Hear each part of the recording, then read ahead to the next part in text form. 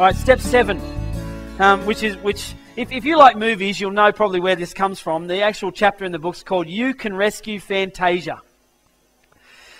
Never-ending story. I don't know if you've read the book. If you've read the book or seen the movie, if you haven't, go and do it. It's absolutely awesome. It's a kids' movie, but it's got such a great theme to it. And we talk about our greatest ability. You can rescue Fantasia. Fantasia is this mythical kingdom. And what was happening in Fantasia was that the nothingness was consuming Fantasia. And no one could stop the nothingness. And the nothingness was gobbling up all the great things that Fantasia was all about. And this young warrior by the name of Atreyu was given the job to rescue Fantasia. And he had to go through all these tasks. In one of them he had to go through past these great big things that shot lasers down at him, and he got through that. And then he came to the most challenging task that any person could ever face. Many had faced it, but none had achieved what he needed to achieve.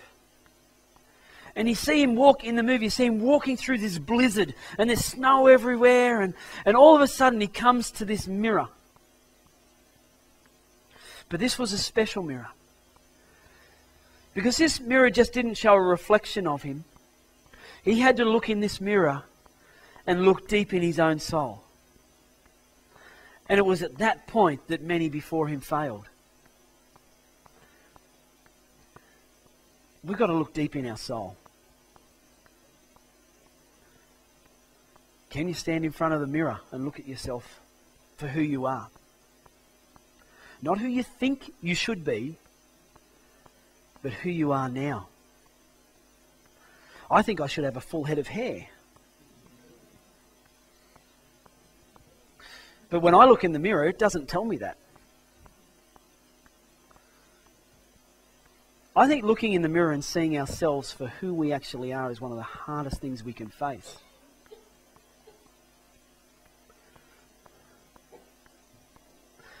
This is getting a bit uncomfortable, I know. It's okay. It needs to get uncomfortable in some areas. Because if we don't deal with some things, we're stunted. We can't actually move forward. These are what I call pivotal moments. When you can look at yourself in the mirror and see deep into your life and not be racked with guilt and unforgiveness and shame for past regrets and all these sorts of things. When you can own the person you see in the mirror simply for that person, who they are right now, your life will change forever. It's easy for us to live in regrets and look in the mirror and wish this and wish that. But there's a guy in the Bible, we're going to get there, that actually came to this exact point, and it's fascinating what he actually did. It's the only scripture we're going to look up in this section, and it's in, I'll get to it in a tick, but it's in Genesis 32. But to give you an idea, when we look in the mirror, we need to take responsibility. That's our greatest ability. Responsibility for the person who looks back at us. To own who that person is, looking back at us. To own where that person is right now. The one that's looking back at us. As hard as it is, sometimes, to own that person. There's a fellow by the name of Jacob in the scriptures. We're going to read it. It's a fairly long passage, but we'll work our way through it. In Genesis 32. Jacob was a heel. And his name actually means heel. And he lived, I was going to say he lived up to his name, but he lived down to his name, I guess. He was a heel.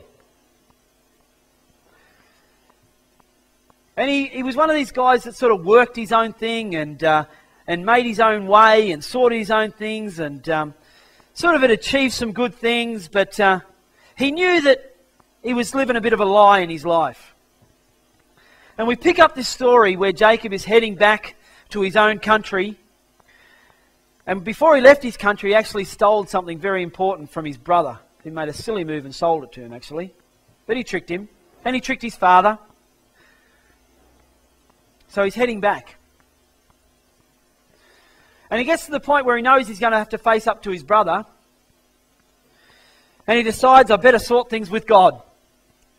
So he takes everything he has and he sends it across the stream and he gets alone with God.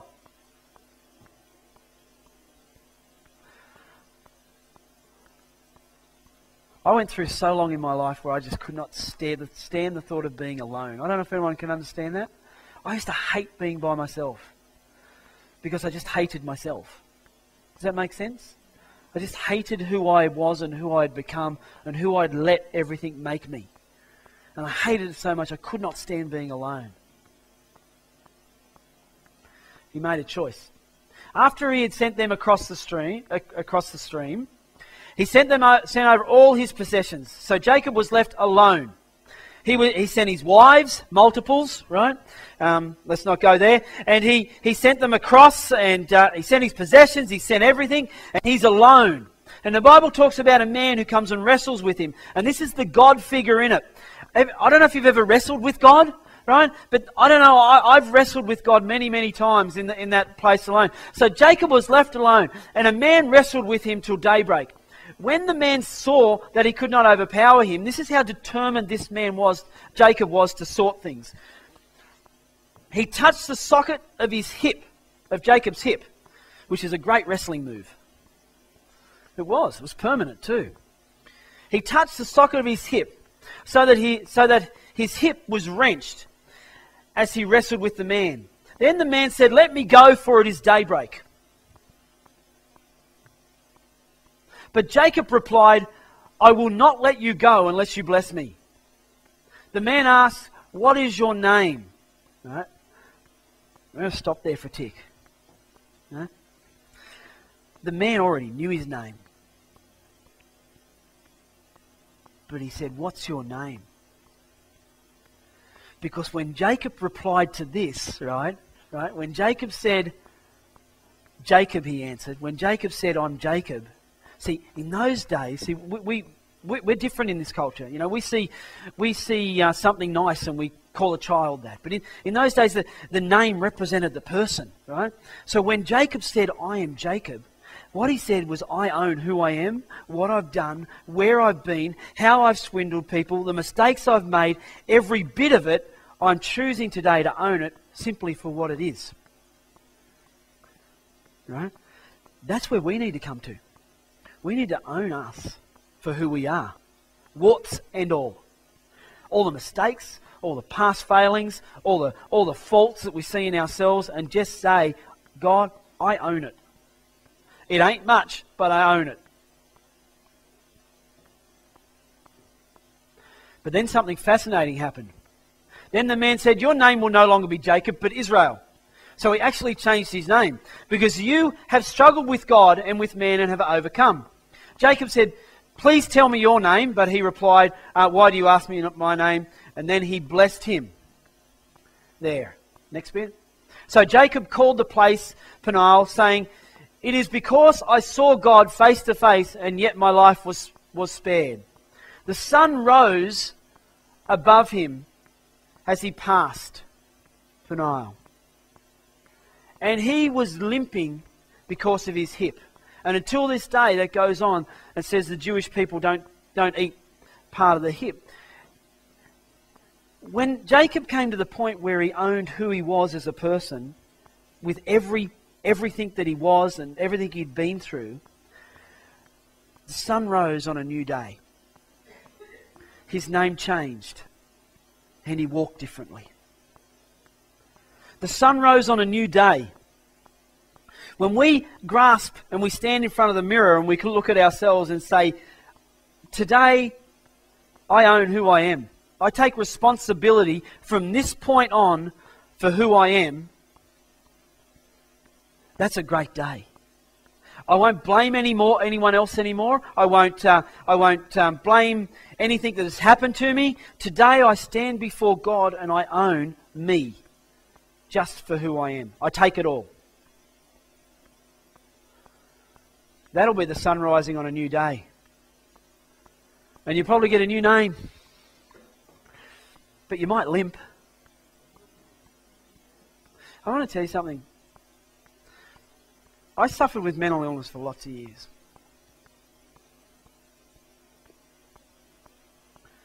But I wouldn't change it now for anything. And I never thought I'd say that. Because what I've learnt through the process of recovery has marked my life forever. I see God clearer now than I could have ever seen Him if I didn't go through it. I know His love greater than I could have ever known it if I didn't go through these. If He just zapped me and made everything fine, yeah, I would have gone great and off I went, but I wouldn't have really known what it is to have a God who loves me in the depths of darkness. A God who sees me when as David said, my couch is wet from tears night and day. To be there and know that my God loves me in that. I would have never been, and I'll tell you, that's my limp. Because I reckon if you met Jacob years from that point and said, oh, come here, you've got a limp, I'll pray for you, you'll be right. He would have said, I've already had a touch on my life, I'll keep the limp. Because that limp, and let's see, have you ever limped for a while? Right? You limp, what's going to happen? Your back goes out, you get all, it really, really messes you up, right? But I don't think he would have traded that limp for anything. Because that limp, every step he took, reminded him that the touch of God was on his life. Every time I look now at what I see, what God has brought me through, that's my touch. That's God's touch. That's my limp. It's gloriously limping. It's great. You getting that? You getting that he wouldn't have changed that for anything. I've had the honour and the privilege of coming to the point in my life where I would not change what I've been through. Because now I see so much clearer the greatness of God because of what I've been through. Now that's me. But in your life, if you choose to take these steps and implement them, that's going to be how it's going to be for you. You're going to walk and go through it, and at the end, you're going to look back and see the depressive times, the difficult times, the things that have happened, and you're going to see them and go, I'm glad that I went through that because now I see God so much better. But we've got to own it and say, all right, God, I am who I am. It isn't much, God, but I'm giving it to you anyway.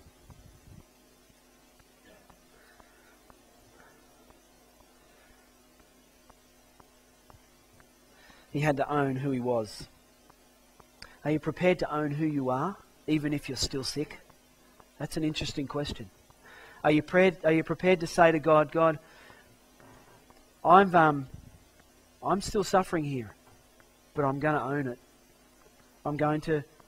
That's who I am. I'm not denying it, it's who I am. And I'm going to walk towards you in that. And let him touch your life, because he will profoundly touch your life in a mighty way. So, taking responsibility for who we are is vitally important.